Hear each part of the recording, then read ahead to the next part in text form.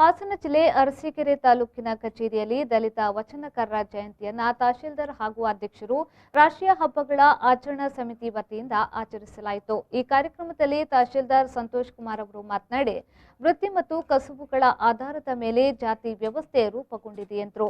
ನಂತರ ಮಾತನಾಡಿದ ಶಾಸಕ ಶಿವಲಿಂಗೇಗೌಡರು, ದಲಿತ ವಚನಕಾರರು 12ನೇ ಶತಮಾನದಲ್ಲಿ ಶಿವಶರಣ ಬಸವಣ್ಣನವರ ಸಮಕಾಲೀನವರು ಎಂಬುದನ್ನು ತಿಳಿಸುತ್ತಾ, ಹಳಯ್ಯ ಮತ್ತು ಅವರ ಪತ್ನಿ ತನ್ನ ತೊಡೆಯ ಚರ್ಮದಿಂದ ಬಸವಣ್ಣನವರಿಗೆ ಪಾದರಕ್ಷೆಗಳನ್ನ ಮಾಡಿಕೊಟ್ಟರು ಎಂಬುದನ್ನು ಸ್ಮರಿಸಿದರು। ಆ ಒಂದು ಶ್ರಮ ವಿಭಜನೆ ಏನಿತ್ತು ಅಂದ್ರೆ ಚಪ್ಪಲಿಯನ್ನು ಹೊಲಿತಕ್ಕಂಥದ್ದು, ಒಂದು ಪೂಜೆಯನ್ನು ಮಾಡ್ತಕ್ಕಂಥದ್ದು, ಯುದ್ಧವನ್ನು ಮಾಡ್ತಕ್ಕಂಥದ್ದು, ರಕ್ಷಣೆಯನ್ನು ಮಾಡ್ತಕ್ಕಂಥದ್ದು, ಬೋಧನೆಯನ್ನು ಒಂದು ಶಿಕ್ಷಣವನ್ನು ಕೊಡ್ತಕ್ಕಂಥದ್ದು। ಸೊ ಈ ರೀತಿಯಾಗಿ ಒಂದು ಶ್ರಮವನ್ನು ನಿರ್ವಹಿಸ್ತಕ್ಕಂತಹ ಇದರ ಆಧಾರದ ಮೇಲೆ ಸಮಾಜಗಳ ನಿರ್ಮಾಣ ಆಗ್ತಾ ಹೋಗ್ತದೆ। ಸೊ ಅದು ಎಲ್ಲೋ ಒಂದು ದುರದೃಷ್ಟವಶಾತ್ ಏನಾಗ್ತದೆ ಅಂತಂದರೆ, ಈ ಆರ್ಥಿಕ ಸಂಪನ್ಮೂಲಗಳ ಆಧಾರದ ಮೇಲೆ, ಅಂದರೆ ಭೌತಿಕ ಸಂಪನ್ಮೂಲಗಳ ಆಧಾರದ ಮೇಲೆ ಈ ಮೇಲು ಕೀಳು ಎಂಬತಕ್ಕಂತಹ ಒಂದು ವರ್ಗ ವ್ಯವಸ್ಥೆಯನ್ನು ಸೃಷ್ಟಿಯಾಗಿದೆ। ಇದು ಕೇವಲ ನಮ್ಮ ಭಾರತದಲ್ಲಿ ಅಷ್ಟೇ ಅಲ್ಲ, ಪ್ರಪಂಚಾದ್ಯಂತ ಈ ಒಂದು ಪ್ರಪಂಚದಲ್ಲೇ ಈ ಒಂದು ವರ್ಗ ವ್ಯವಸ್ಥೆ, ಕ್ಲಾಸ್ ಸಿಸ್ಟಮ್, ಈ ಒಂದು ವ್ಯವಸ್ಥೆ ಬಂದ ಮೇಲೆ ಅದೆಲ್ಲೋ ಒಂದು ಕಡೆ ಮೇಲು ಕೀಳು ಎಂಬುದು ಸೃಷ್ಟಿಯಾಗ್ತಾ ಹೋಗ್ತದೆ।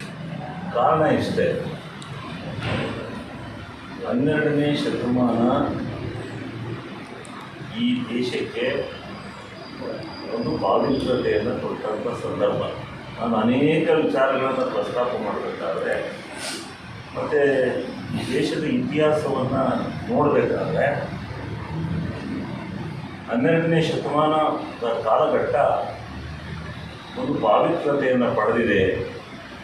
ಕಾರ್ಯಕ್ರಮದಲ್ಲಿ ಜಿಲ್ಲಾ ಪಂಚಾಯತ್ ಸದಸ್ಯರಾದ ಪಟೇಲ್ ಶಿವಪ್ಪ, ಸಮಾಜ ಕಲ್ಯಾಣ ಅಧಿಕಾರಿಗಳಾದ ಗೋಪಾಲಯ್ಯ, ದಲಿತ ಮುಖಂಡರುಗಳಾದ ಗುತ್ತಿನಗಿರಿ ಶಿವಮೂರ್ತಿ, ಶೇಖರಪ್ಪ, ಎಪಿ ಚಂದ್ರಪ್ಪ, ವೆಂಕಟೇಶ್ ಬಾಣಾವರ, ಮಹೇಶ್, ಜಾಜೂರು ರಂಗನಾಥ್, ಗೋವಿಂದರಾಜ್, ದೇಶಾನೆ ಗಿರೀಶ್, ಮಂಜುನಾಥ್, ಮಧು, ಜಯರಾಮ್, ಧನಂಜಯ್ ಮುಂತಾದವರು ಹಾಜರಿದ್ದರು। ಕಿರಣ್ ಕುಮಾರ್, ವಿ4 ನ್ಯೂಸ್, ಅರಸೀಕೆರೆ।